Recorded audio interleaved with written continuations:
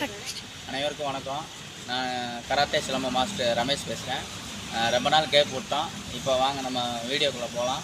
நம்ம குழந்தைங்க வந்து இப்போ கட்டா செகண்ட் கட்டா போடுறது எப்படின்ட்டு பார்த்துக்கலாம்.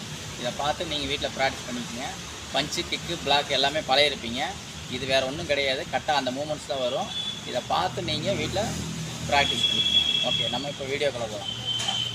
சரியா? கமாய் cut Hey!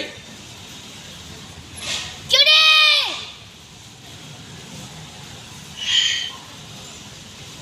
Hit! Knee!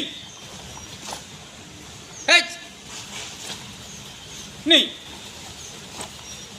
Hit! Knee! Hit! Knee! Hit! Knee. Head. Knee. Head.